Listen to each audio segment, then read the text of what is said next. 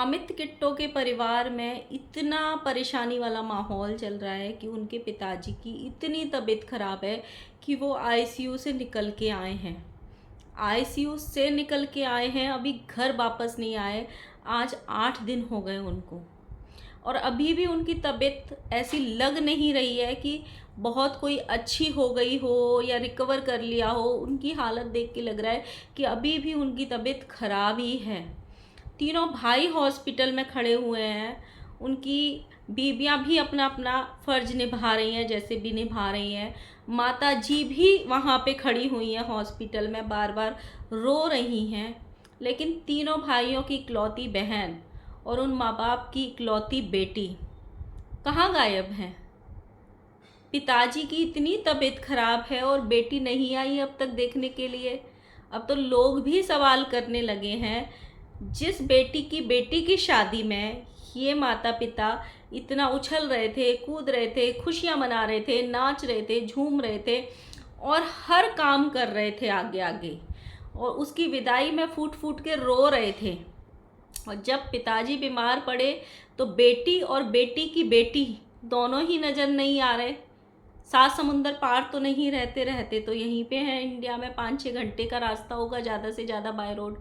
So hello guys, Radhe Radhe, जय श्री कृष्णा। स्वागत है एक और नए वीडियो में। आई होप सब अच्छे होंगे, स्वस्थ होंगे, मस्त होंगे और जहाँ भी होंगे तंदुरुस्त होंगे। अगर आपको मेरी वीडियो अच्छी लगती है तो प्लीज़ गाइज वीडियो को लाइक करना, कमेंट करना, इन चैनल को सब्सक्राइब कर लेना नोटिफिकेशन वाली घंटी के साथ में। जब से भमित भैया के पिताजी बीमार पड़े हैं और हॉस्पिटल में गए हैं, तब से तीनों भाई अपना अपना लगे पड़े हैं हॉस्पिटल में। जो बड़े भैया हैं वो अपनी दुकान छोड़ के यहाँ आए हुए पड़े हैं। ये लोग भी हॉस्पिटल के चक्कर काट ही रहे हैं। जिन लोगों के यहाँ पे भी हॉस्पिटल के चक्कर कटते हैं उन्हें बहुत अच्छे से पता होता है कि हॉस्पिटल जाने में ही कितना बुरा लगता है। जिनका इंसान वहाँ रह रहा होता है उन पे क्या चल रही होती है वो बात एक अलग है। हॉस्पिटल का तो नाम ही बुरा होता है आजकल, क्योंकि जाता है इंसान इतने से काम के लिए और पता नहीं वहाँ जाके क्या क्या पता चल जाता है इंसान को। इसीलिए आजकल भाई ऐसे बोलते हैं कि सब कुछ है इंसान, पैसे का नुकसान हो इंसान झेल जाता है। भाई जो हॉस्पिटल में चीज़ें होती हैं ना, वो इंसान से ना देखी जाती हैं ना झेली जाती हैं। और आजकल जिस तरीके से बीमारियां चल रही हैं, जिस तरीके से चीज़ें हो जाती हैं चुटकी भर में, बहुत डर लगता है हॉस्पिटल के नाम से भी। तो ये लोग 8 दिन से लगातार हॉस्पिटल के चक्कर काट रहे हैं। 3 दिन इनके पिताजी मतलब एक नॉर्मली चेकअप कराने के लिए गए थे और वहाँ इतनी तबीयत खराब हो गई कि 2-3 दिन तक आईसीयू में एडमिट रहे, ऑक्सीजन सपोर्ट पे रहे, और अभी भी वो ऑक्सीजन सपोर्ट पे हैं। और उनकी हालत जिस हिसाब से ये लोग बता रहे हैं बहुत अच्छी नहीं है। उनको ब्लड की बहुत कमी है, हरनिया या हिरनिया कुछ बोलते हैं, वो भी उनको बताई है, लेकिन उसका अभी ऑपरेशन इसलिए नहीं हो सकता क्योंकि उनके अंदर ब्लड की बहुत कमी है। इतनी सारी प्रॉब्लम्स हैं। यहाँ तक कि जो किट्टो रानी की भाभी हैं, जो गांव से किट्टो रानी का जन्मदिन मनाने के लिए आई थी, वो भी रुकी हुई हैं। वो भी घर पे खाने में, पीने में, सब चीज़ में हेल्प कर रही हैं। शायद अगर ये सिचुएशन ना होती, इनकी तबीयत खराब ना होती अंकल की, तो शायद वो अब तक वापस चली गई होती। लेकिन वो भी रुकी हुई हैं और सारे काम कर रही हैं। एक चीज़ बड़ी अजीब लगी कि उस घर की बेटी अभी तक नहीं आई अपने पिताजी को देखने के लिए। ना उनकी बेटी आई, ना उनकी बेटी की बेटी आई। मतलब इंसान एक दिन बिजी होता है, 2 दिन बिजी होता है, इतने सारे दिन हो गए, 8 दिन ऑलमोस्ट हो गए अंकल को वहाँ पड़े पड़े, अब तक भी वो नहीं आई। मतलब इतना दूर नहीं रहती हैं कि 7 समुंदर पार रहती हों, वीज़ा का प्रॉब्लम हो जाएगा, टिकट्स नहीं मिल रहे हैं, कोविड आ गया है, हम बंधे हुए हैं, ऐसा तो कोई मजबूरी अभी है नहीं।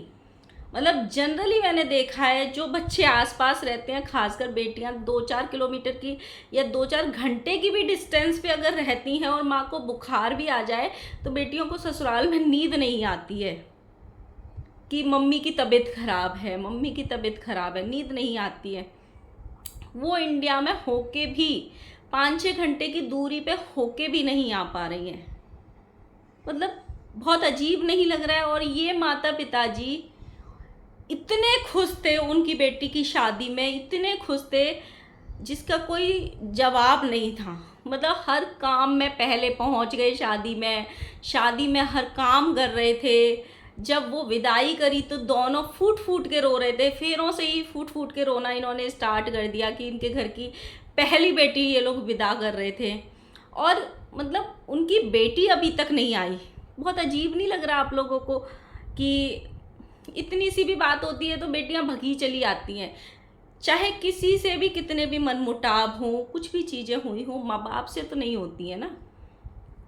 और जिंदगी का ना पल भर का भरोसा नहीं है, सच्ची में पल भर का भरोसा नहीं है।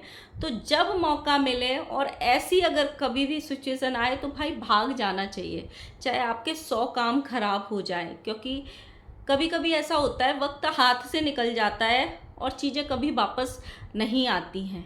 मैं एक छोटा सा किस्सा बताती हूँ कि मेरे पापा की ना डेथ हुई थी और उस दिन मेरे पापा का शाम को 6 बजे फ़ोन आया था। तब फ़ोन मेरे बेटे के हाथ में था। जनरली छोटे बच्चे फ़ोन लेते ही हैं, तो मेरा बेटा फ़ोन देख रहा था और उसने वो फ़ोन काट दिया।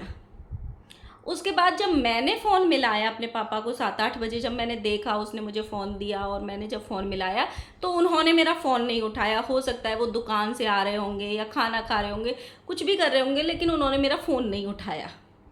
और रात को 11 बजे उनकी तबीयत ख़राब हो गई और सुबह 3 बजे वो चले गए।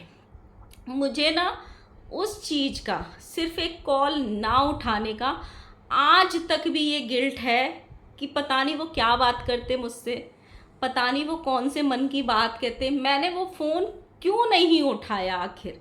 मुझे आज तक भी उस चीज़ का गिल्ट है कि काश मैं वो कॉल उठा लेती। और उस दिन के बाद आज तक वो कॉल कभी नहीं आया पलट के। तो मुझे ऐसे लगता है, उसके बाद 6 महीने बाद मेरी मम्मी की तबीयत ख़राब हो गई, उनको कैंसर निकल गया। मेरी मम्मी को 1.5 साल रही थी मेरी मम्मी हम लोगों के साथ में। उसके बाद 1.5 साल में से कम नहीं तो मैंने 8 महीने या 10 महीने या 1 साल अपनी मम्मी के साथ ही गुजारा था। मुझे कौन क्या बोल रहा है, मेरे बेटे की पढ़ाई भी मैंने छुड़वाई, स्कूल भी छुड़वाया, सब कुछ छुड़वाया, लेकिन वो हो गया था कि साथ में रहना है, क्योंकि वो वक्त वापस नहीं आएगा। क्योंकि हमें पता है कि कभी भी कुछ भी हो सकता है। तो मुझे ऐसे लगता है कि कर लेना चाहिए। एक सेकेंड, वो अब तक नहीं आई है ना, लोग इनको कमेंट कर रहे हैं कि अकेली बेटी है, नहीं आई है। तो मुझे खुद ही सोच के अजीब लग रहा है कि भाई इतना भी क्या बिजी होना कि वो अब तक भी नहीं पहुंची। अच्छा, बहुत सारे लोग इनको इसलिए भी ट्रोल कर रहे हैं कि इतना ब्लॉगिंग छाप रहे हैं। देखो, जिस इंसान का जो काम होता है वो वही करता है। एक होता है ना कि भाई ब्लॉगिंग सिर्फ इनका पार्ट टाइम काम है क्योंकि इनको शौक लग गया है। नहीं, ब्लॉगिंग इनकी रोजी रोटी बन गई है। जैसे हम हैं, हम शौकिया तौर पे वीडियोस बनाते हैं। आपके घर में आपके हस्बैंड की जॉब है, तो अगर आपके घर में कोई सिचुएशन ख़राब होगी, प्रॉब्लम होगी, तो आप वो वीडियोस बनाना बंद कर सकते हो। लेकिन इनके यहाँ पे उसी से पैसा आता है, उसी का ये लोग खाते हैं। तो ये लोग 4 दिन अगर ब्लॉगिंग नहीं करेंगे, ब्लॉग नहीं डालेंगे, तो इनके घर में वो पैसा नहीं आएगा।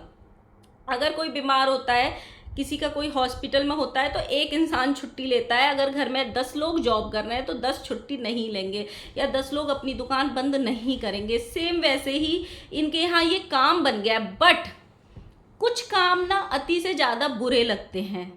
जैसे अगर एक घर में 6 ब्लॉगर हैं तो पापा की सिचुएशन एक जना भी दिखा सकता है, लेकिन इनके यहाँ कंटेंट की भूख। जब तक हम पापा को नहीं दिखाएंगे, बीमार पापा को नहीं दिखाएंगे, हॉस्पिटल में पापा को नहीं दिखाएंगे, तब तक हमें बहुत ज़्यादा व्यूज़ नहीं मिलेंगे। तो ये हर चीज़ को उस हिसाब से सोचते हैं। ऐसे नहीं है कि एक भाई ने दिखा दिया तो चलो कोई बात नहीं, एक ने दिखा दिया, ऑलमोस्ट सबकी ऑडियंस सेम है तो हो जाएगा। नहीं, सबको अलग अलग दिखाना है। भाई, एक इंसान की सिचुएशन समझो। एक इंसान इतना बीमार है, ऑक्सीजन पे है, इतना प्रॉब्लम में है, उसको देखने में भी अच्छा नहीं लग रहा है, ऑडियंस भी बोल रही है कि तुम लोग क्या कर रहे हो। तो अगर एक इंसान, 2 इंसान दिखा रहे हैं तो बहुत है ना। हमेशा इतना भी क्या कंटेंट छापना, अगर आप एक महीने कम कमा लोगे, कम छाप लोगे तो उसमें बहुत ज़्यादा कुछ नहीं हो जाएगा, लेकिन इनका यही कंटेंट है। चलो ब्लॉग्स बना रहे हो ठीक है, ये लोग अजीब अजीब गाने लगा के जो वीडियोस बनाते हैं ना भाई, वो तो नेक्स्ट लेवल है। उस काम को करने के लिए भी नेक्स्ट लेवल की हिम्मत चाहिए इंसान को, गट्स होने चाहिए उस इंसान को ऐसा काम करने के लिए भी।